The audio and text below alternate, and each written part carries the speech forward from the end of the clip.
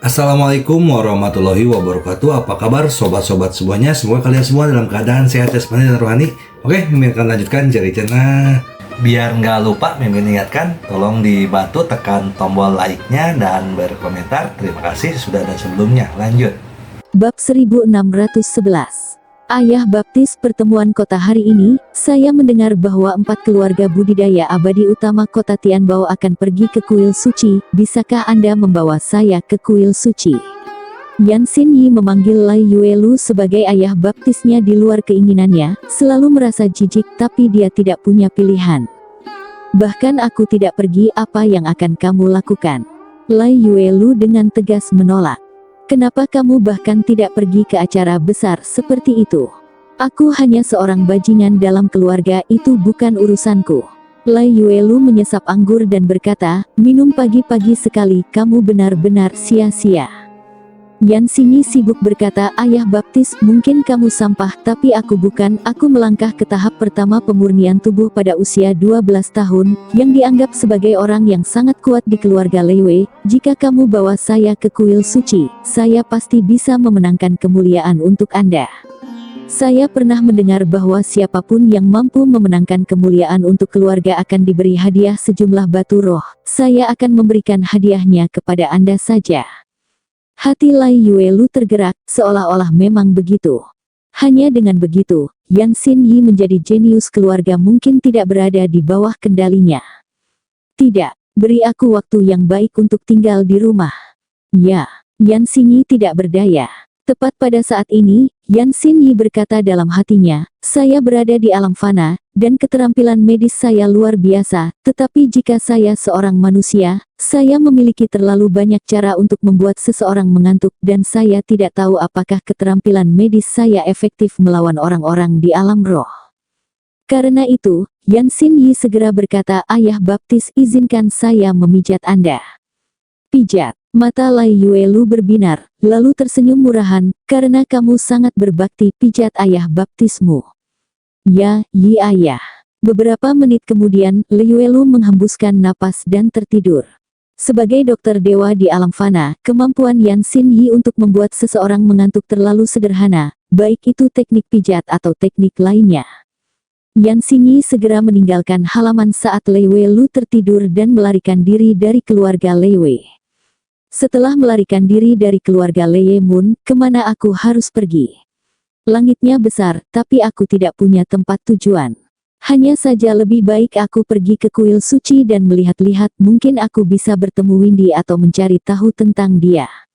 Yan Xinyi segera berlari ke arah kuil suci kota permata surgawi.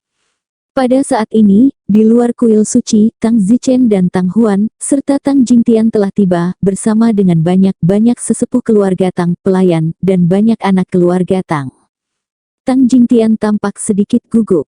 Zichen, sekarang 3 keluarga lainnya masih tidak tahu bahwa Tang Hu telah mati, apa yang harus kita lakukan, kata Tang Jingtian. Ketahuilah saja, apa lagi yang bisa kita lakukan. Zichen, sebelum Tang Hulai adalah orang terkuat di keluarga Tang kami, sekarang Tang Hulai sudah mati dan kepala keluarga kami telah menjadi kamu, keluarga lain pasti akan menikahmu. Keluarga Meng itu tidak masalah, kuncinya adalah keluarga Lai Yue dan keluarga Nu Kuno. Mereka adalah 2 keluarga terkuat di kota Tianbao, setidaknya ada 2 atau lebih orang kuat dari tahap persatuan spiritual. Saat ini, dengan kekuatanmu Anda tidak bisa berurusan dengan di atas tahap persatuan spiritual, kata Tang Jingtian dengan cemas. Tang Zichen, bagaimanapun, melihat sekeliling seolah-olah dia tidak mendengar Tang Jingtian berbicara dan bergumam pada dirinya sendiri, seharusnya sudah ada di sini sekarang, mengapa belum ada di sini? Zichen, aku sedang berbicara denganmu, ngomong-ngomong, menurutmu siapa yang belum datang? Tanya Tang Jingtian. Tidak apa-apa, kita akan tahu ketika kita sampai di sini, ayo pergi dan masuk ke tempat suci. Bagaimanapun, saya adalah kepala keluarga, Anda adalah penjabat kepala keluarga, perhatikan gambarnya. Tang Zichen berkata, langsung ke kuil suci. Tang Jingtian terdiam, jam berapa sekarang? Tang Zichen tidak khawatir tentang apa yang harus dilakukan di belakang, tetapi juga menampilkan pertunjukan. Pada saat ini, di langit yang jaraknya masih lebih dari 1 jam dari kota permata surgawi, Penatua Ping menggerakkan pedang terbangnya dengan kecepatan tinggi. Di belakang Tetua Ping, dia diikuti oleh Tetua Liang Jinhua. Penatua Liang Jinhua berteriak, "Penatua Ping, apakah Menteri Muda akan marah jika kita terlambat?" "Entahlah, sebaiknya kita percepat." Keluarga Menteri Sao menghadiri pertemuan militer di kota Tianbao hari ini, kita tidak ingin terlambat. Saya benar-benar tidak mengerti Menteri Sao, mengapa dia bergabung dengan keluarga Tang yang begitu rendah ketika dia jelas berasal dari keluarga Xiantian yang sangat kuat, kata Liang Jinhua. Penatua Ping mendengus pendapat wanita, tahukah Anda ini disebut rendah hati oleh Menteri Sao? Oh, Liang Jinhua tetapi dalam hati berkata, saya melihat bahwa Menteri Sao jelas-jelas berpura-pura menjadi pembanding. Hari ini 4 keluarga budidaya abadi utama di kota Tianbao, saya tidak tahu keluarga mana yang akan sial lagi. Penatua Sejun tidak mengikuti mereka karena Sejun telah kembali ke kota Tianbao 2 hari yang lalu. Elder Sejun diundang oleh keluarga Lai Yue untuk menghadiri pertemuan bela diri sebagai tamu khusus keluarga mereka, yang akan membawa banyak wajah ke keluarga Lai Yue. Saat ini aula suci di kota Tianbao penuh sesak dengan orang, namun, hanya 4 keluarga kultivasi abadi utama yang diizinkan memasuki aula suci. Tang Zichen berjalan ke kuil suci. Kuil suci ini adalah tempat yang sama di mana Tang Zichen melangkah dari alam fana. Tang Zichen melihat ke kuil suci dan diliputi oleh emosi. Zichen, mari kita duduk di tempat yang ditunjuk oleh kuil suci. Kuil itu memiliki 4 arah, tenggara dan barat laut, 1 bantalan untuk setiap keluarga. Lokasi keluarga Tang kita ada di barat. Oh, bagus. Tang Zichen tiba di kursi barat tempat suci. Saat ini, kursi barat sudah diisi oleh para tetua dan pelayan keluarga Tang serta anak-anak keluarga Tang. Ketika semua orang melihat Tang Zichen datang, mereka berdiri untuk menyerahkan tempat duduk mereka. Pada akhirnya, Tang Zichen duduk di barisan pertama, mewakili kepala keluarga.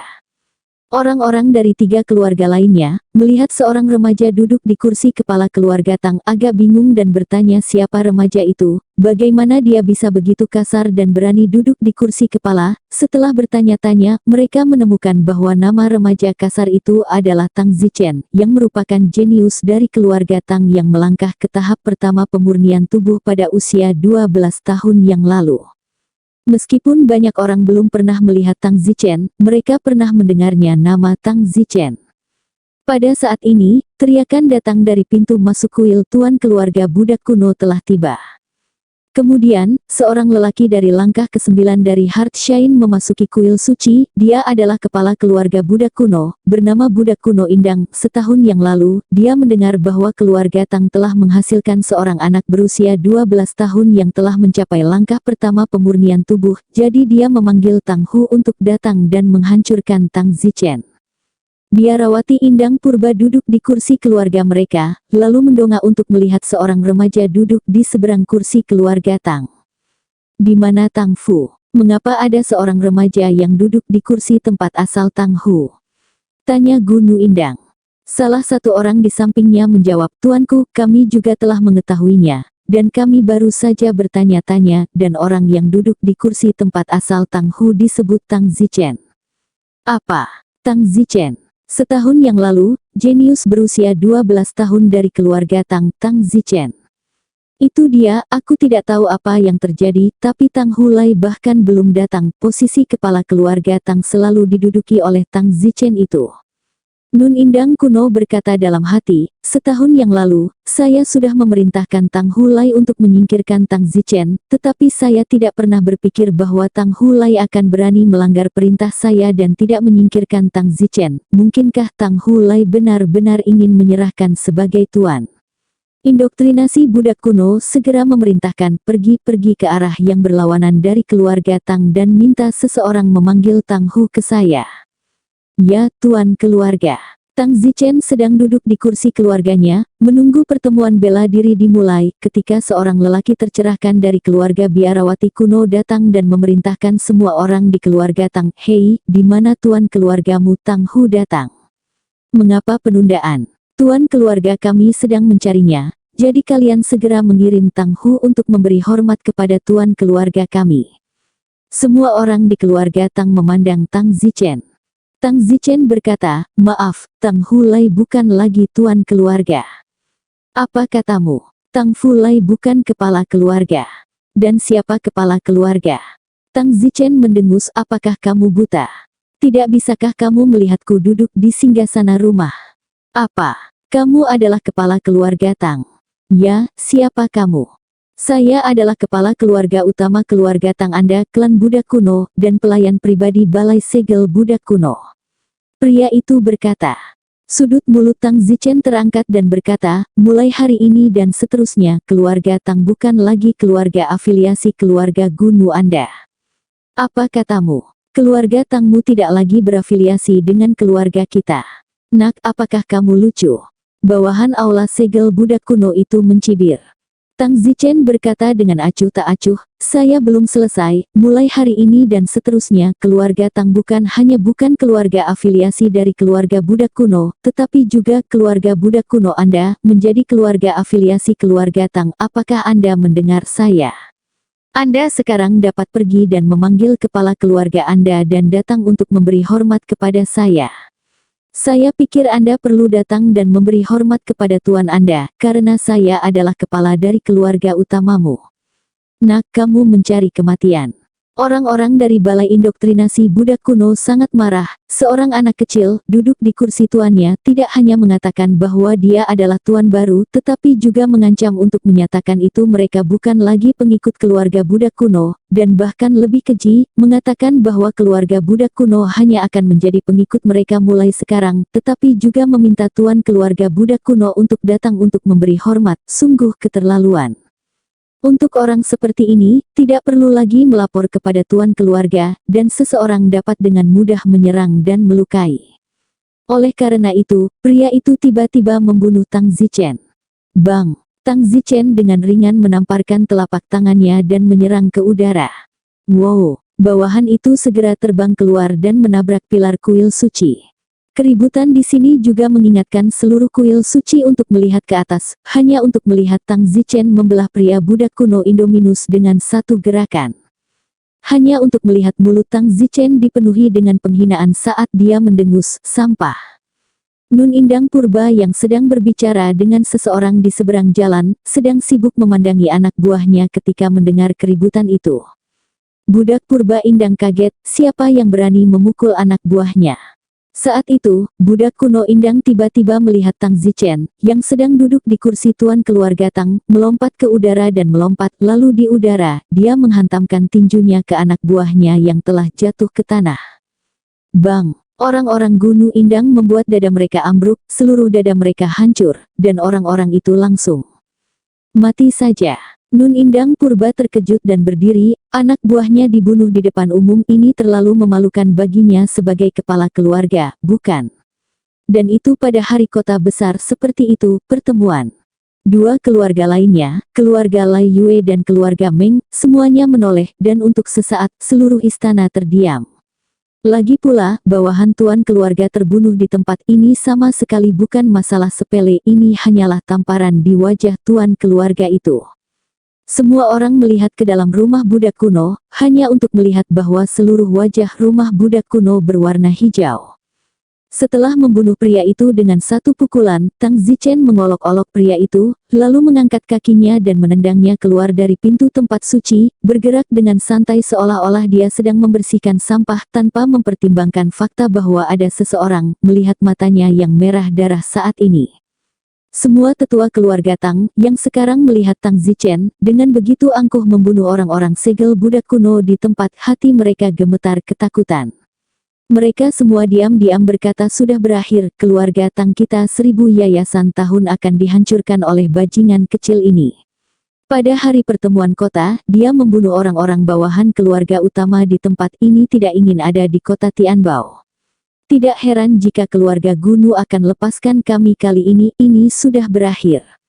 Bahkan Tang Jingtian, hatinya dingin pada saat ini, dia awalnya khawatir tentang bagaimana keluarga budak kuno dan keluarga Lai Yue akan memperlakukan keluarga Tang ketika mereka mengetahui bahwa Tang Hulai sudah mati, tetapi dia tidak menyangka bahwa Tang Zichen benar-benar akan membunuh orang-orang balai segel budak kuno di depan umum. Ini menambah bahan bakar ke api. Setelah mengusir mayat itu, Tang Zichen bertindak seolah-olah tidak terjadi apa-apa dan bersiap untuk duduk di kursi tuan rumahnya. Pada saat itu, teriakan datang dari arah berlawanan dari keluarga biarawati kuno, "Kamu sedang mencari kematian." Semua orang mengikuti suara itu dan orang yang berteriak itu tidak lain adalah Nun Indang Purba. Dia melihat anak buahnya sendiri dibunuh dengan matanya sendiri, bagaimana dia bisa acuh tak acuh. Di bawah tatapan semua orang, budak kuno Indang berjalan menuju Tang Zichen, cahaya haus darah memancar dari matanya. Wajah Tang Zichen bahkan tidak berubah sedikit pun dan bertanya, "Kamu adalah kepala keluarga biarawati kuno, apakah kamu di sini untuk memberiku kedamaian sekarang?" Semua orang terkejut, apakah anak ini sengaja melakukannya? Tidak bisakah kamu melihat kemarahan orang-orang? Kamu memukuli seorang pria dan bertanya apakah dia ada di sini untuk memberi hormat. Bahkan jika itu adalah undangan ke keluarga bawahan ke keluarga utama, oke. Gunu Indang sangat marah hingga menjadi gila, dia mungkin tidak dapat menemukan sesuatu yang begitu marah dalam hidup ini. Tang Zichen melihat semua orang tampak bingung, dan berkata, "Benar, saya lupa memberitahu keluarga budak kuno Anda, mulai sekarang, keluarga Tang kami bukan lagi keluarga bawahan Anda, dan Anda keluarga budak kuno, menjadi keluarga bawahan keluarga Tang kami, apakah kamu mendengarku?" Begitu Tang Zichen mengatakan ini, seluruh keluarga budak kuno diserahkan. The Ancient Slave Indor, bagaimanapun, bahkan lebih marah lagi. Tang Zichen berkata, "Apa? Kamu dari keluarga Gunu punya masalah dengan itu?" Budak kuno Indang dengan dingin mendengus, "Bajingan kecil, hari ini aku akan mengambil kepalamu untuk dikorbankan ke surga."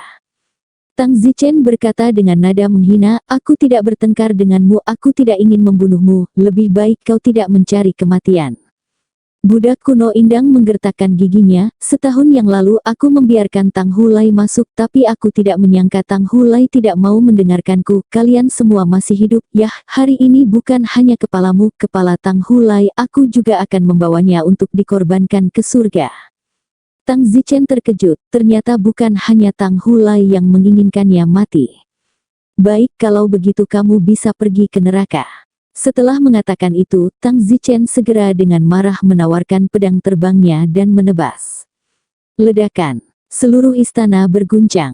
Ketika semua orang melihat ke tempat di mana aula budak kuno berdiri lagi, mereka menemukan bahwa aula budak kuno sudah tidak ada lagi, dan mayatnya terbelah menjadi dua dari ujung kepala sampai ujung kaki, jatuh ke tanah. Seluruh istana terkejut. Semua orang tidak pernah menyangka bahwa aula segel budak kuno akan terbelah menjadi dua bagian dalam sekejap mata, dan yang lebih tidak terduga adalah bahwa seorang remaja berusia 13 atau 14 tahun akan dapat menggerakkan pedang terbang dan membunuh tahap ke-9 dari balai segel budak kuno bersinar hati. Semua orang menatap kosong pada Tang Zichen. Tang Zichen melirik semua orang di keluarga budak kuno di seberang jalan dan berkata, "Mulai sekarang, keluarga budak kuno Anda adalah pengikut keluarga Tang saya, apakah itu jelas?" Meskipun orang-orang dari keluarga budak kuno tidak berbicara, wajah semua orang dipenuhi amarah. Pada saat ini, Tang Jingtian meskipun biarawati kuno di dalam ruangan adalah kepala keluarga biarawati kuno, orang terkuat di keluarga mereka bukanlah biarawati kuno di dalam ruangan, tetapi dua tetua tertinggi Ordo Persatuan Spiritual lainnya. "Ya, lalu mengapa kita tidak melihat tetua tertinggi itu sekarang?" tanya Don Zichen. "Belum waktunya penatua tertinggi muncul, Zichen. Sekarang setelah kamu membunuh budak kuno di dalam ruangan, apa yang akan kamu lakukan ketika dua penatua tertinggi orde spiritual dari keluarga mereka datang nanti?" bisik Tang Jingtian. "Oh, apa yang harus ditakuti, aku masih punya yang belum keluar juga."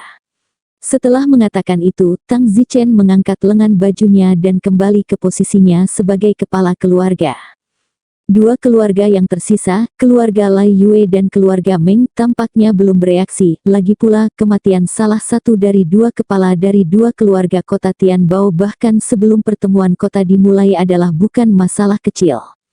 Setelah Tang Zichen duduk kembali di kursinya, dia tiba-tiba melihat seorang kenalan, Lei Eyes of the Moon.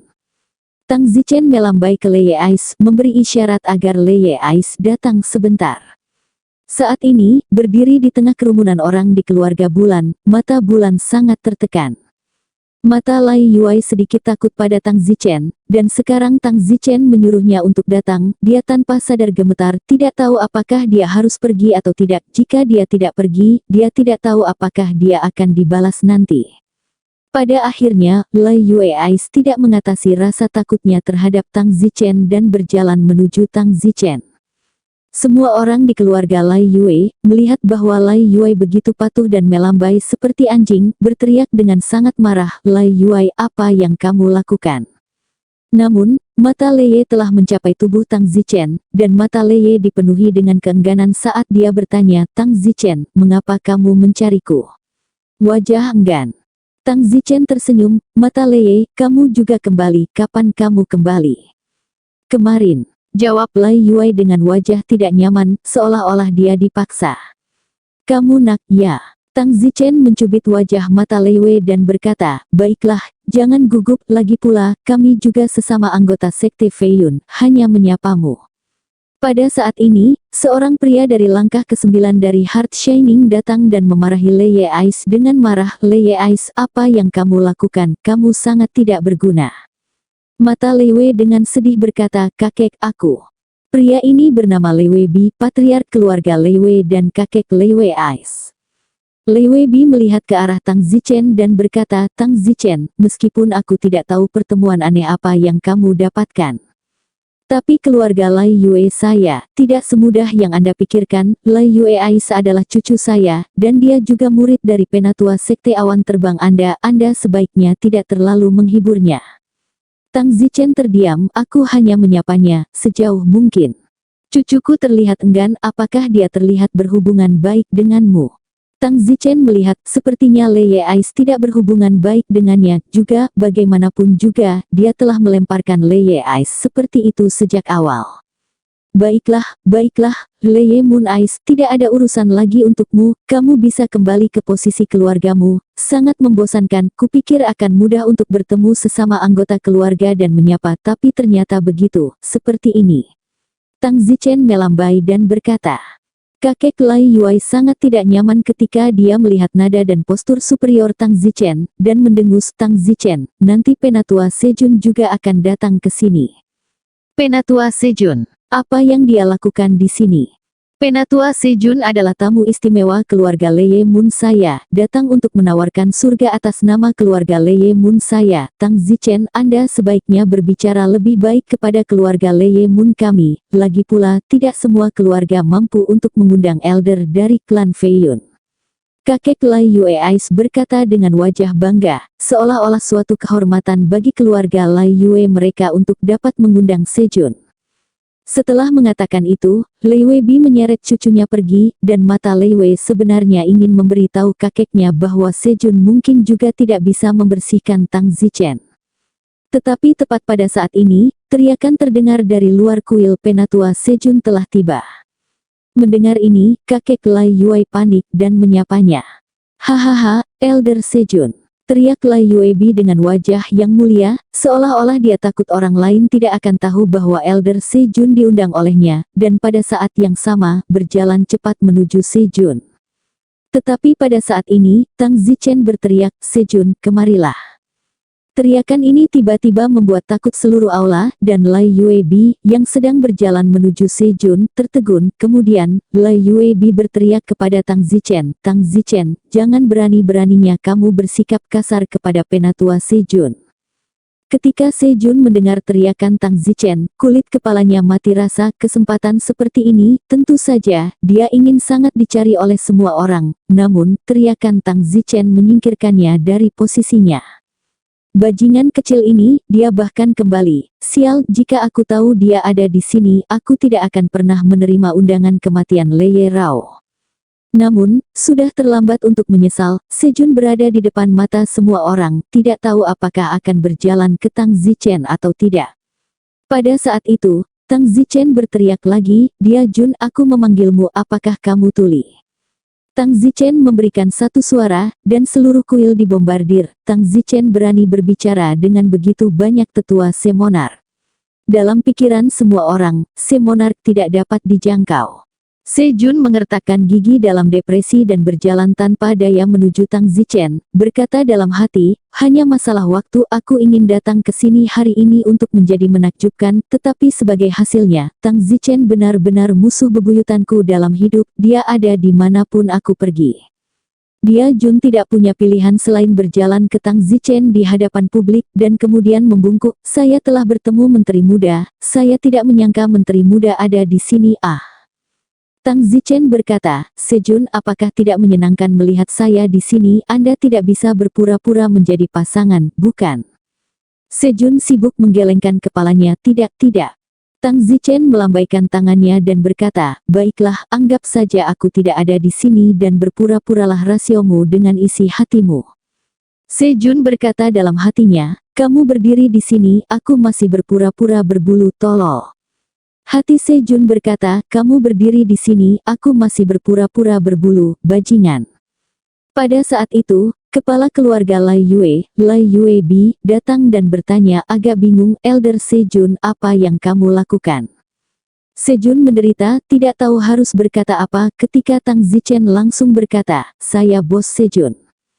Tubuh Lai Yuebi bergetar, dia baru saja dengan bangga mengatakan bahwa tidak semua keluarga bisa mengundang penatua Sejun, tetapi dalam sekejap Sejun adalah bawahan Tang Zichen.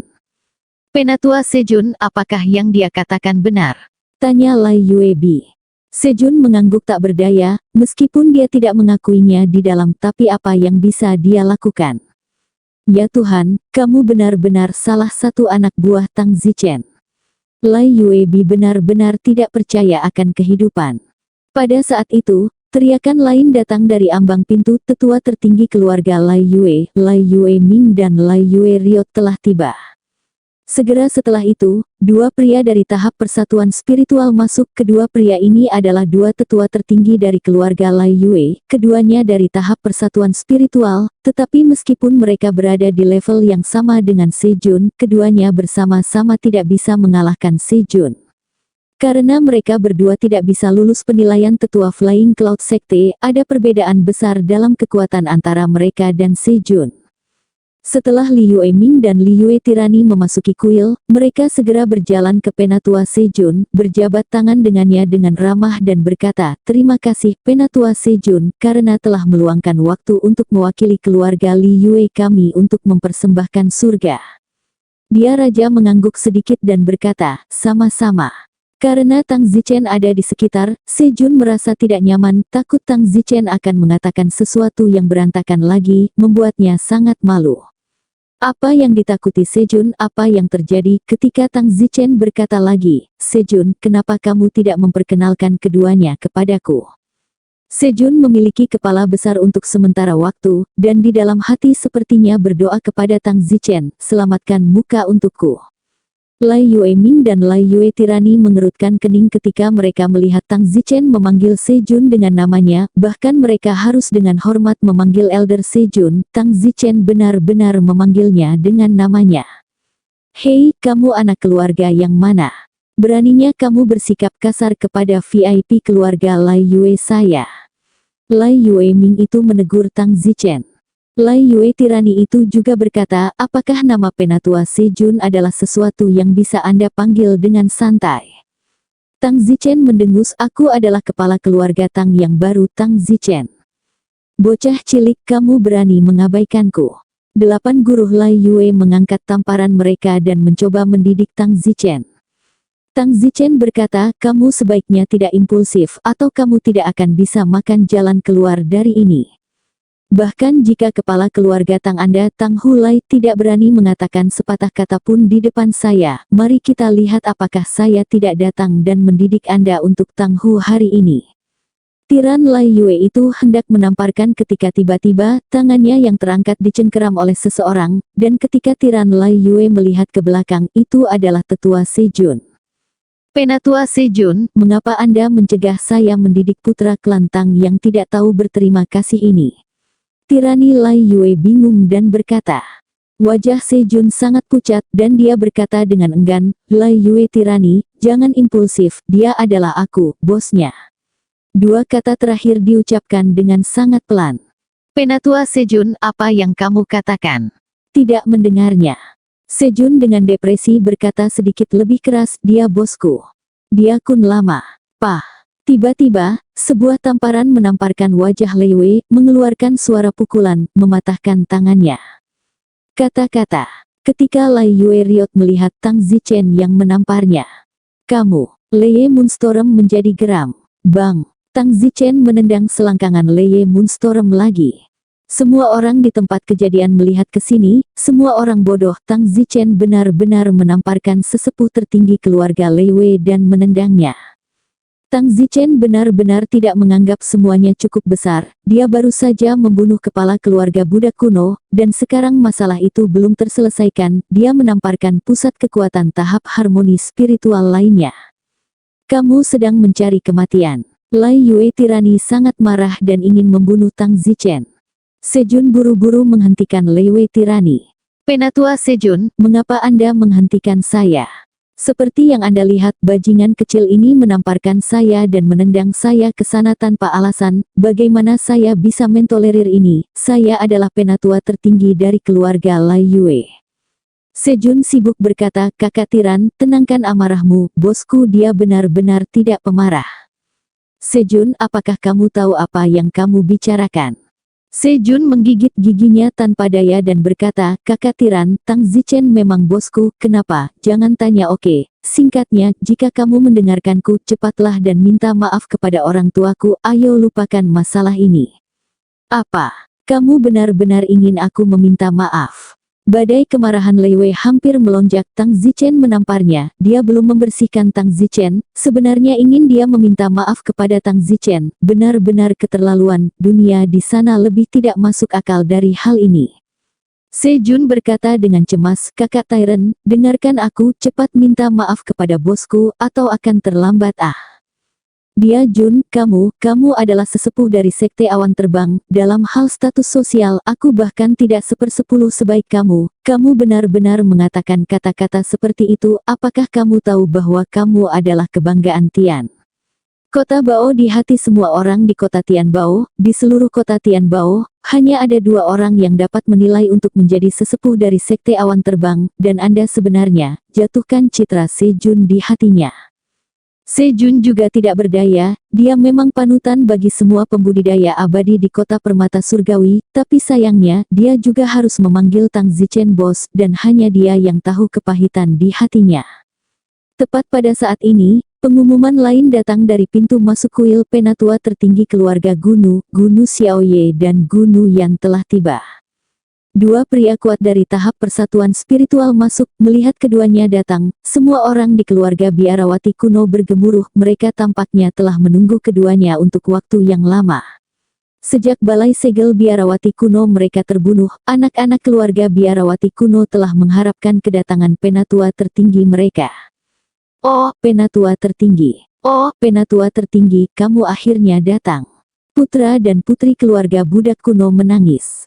Dua tetua tertinggi dari keluarga budak kuno terkejut dan memandangi klan yang menangis dan bertanya, apa yang kamu lakukan? Hari ini adalah hari besar untuk pengorbanan. Mengapa kamu menangis? Di mana segel budak? Mengapa kamu tidak melihat siapapun? Dan sebagai kepala keluarga, mengapa Anda tidak di sini untuk memimpin situasi? Penatua tertinggi wanita bernama Daun Kecil budak kuno itu berkata, oh, penatua tertinggi, tuan rumah dia sudah mati. Apa? Mati? Bagaimana ini bisa terjadi? Teriak pria bernama Gunuyan. Pada saat itu, di sisi Tang Zichen, tirani Lai Yue telah ditampar dan ditendang ke bawah oleh Tang Zichen dan terbakar untuk memotong Tang Zichen sampai mati, tetapi dihentikan oleh penatua Sejun, yang sekarang dalam keadaan linglung, ketika dia mendengar gerakan dari sisi klan Gouno. Lai Yueming itu sibuk bertanya apa yang terjadi di sana dengan keluarga Gunu. Mengapa tuan mereka mengatakan dia sudah mati pagi-pagi sekali? Salah satu dari mereka sibuk berkata, Gunu Indang, dia dibunuh oleh Tang Zichen. Baik Lai Yue Tirani dan Lai Yueming memandang Tang Zichen dengan tidak percaya, tetapi Penatua Sejun, bagaimanapun, tidak terkejut sedikit pun. Lai Yueming tampak skeptis dan bertanya, bagaimana mungkin kamu bisa membunuh budak kuno Indominus?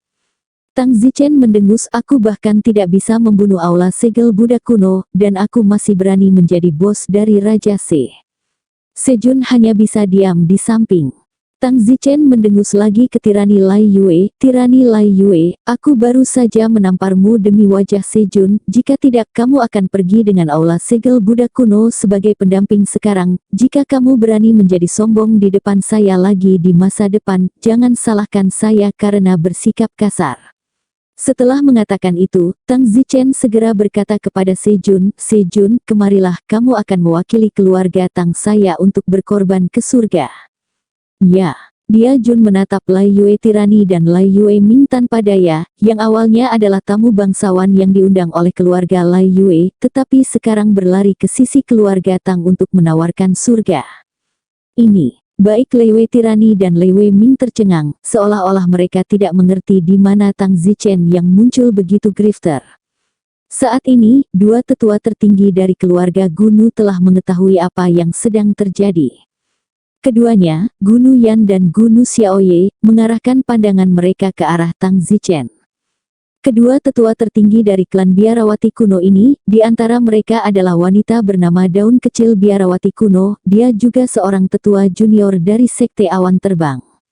Di seluruh kota permata surgawi, hanya Sejun dan Gunu Xiaoye yang dapat menilai untuk menjadi tetua Sekte Feiyun. Jadi mereka berdua memiliki status tertinggi dan menjadi kebanggaan hampir semua orang di seluruh kota permata surgawi. Inilah mengapa keluarga Lai Yue merasa sangat terhormat telah mengundang Sejun. Pada saat ini, biarawati kuno Xiaoye dan biarawati kuno Yan berjalan menuju Tang Zichen dengan kemarahan di mata mereka, serta sedikit kebingungan. Tang Zichen sedang duduk di kursi kepala keluarga Tang, matanya tanpa ketegangan saat dia melihat Gunu Xiaoye dan Gunu Yan berjalan ke keduanya. Kamu adalah Tang Zichen. Gunu Yan itu sangat marah. Tang Zichen berkata dengan senyum di wajahnya, ya.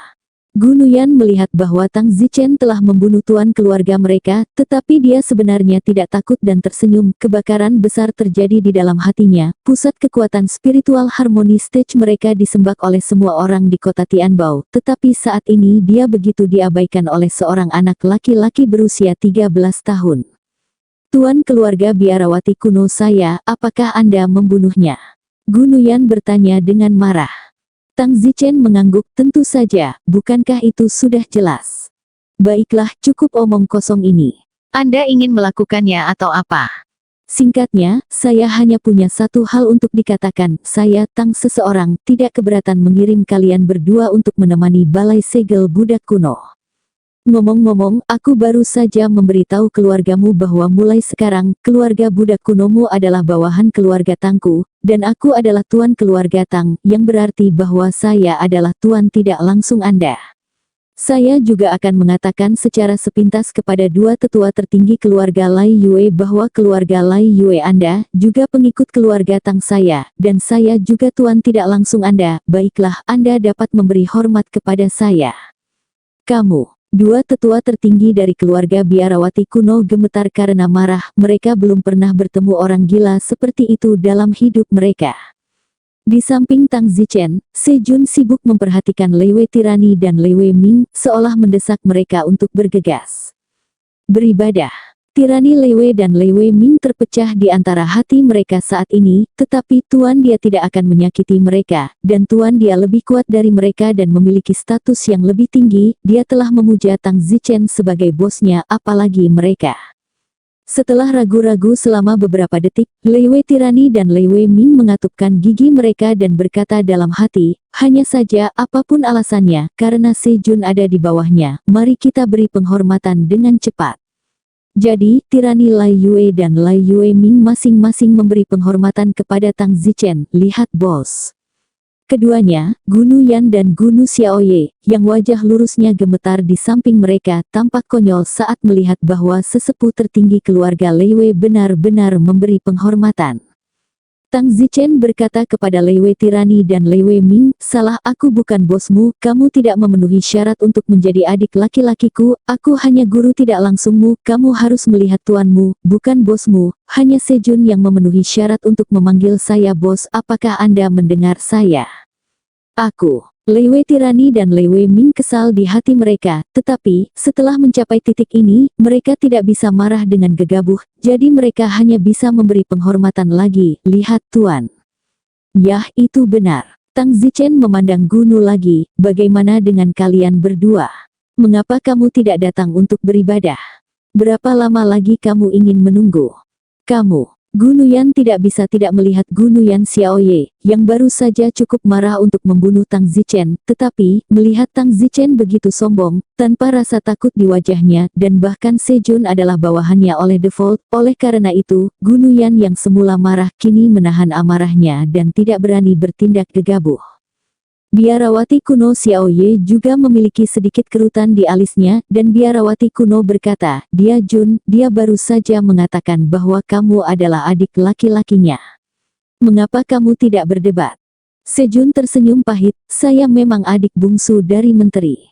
"Sejun, apakah kamu tahu apa yang kamu bicarakan?" Budak kuno daun kecil angkat bicara.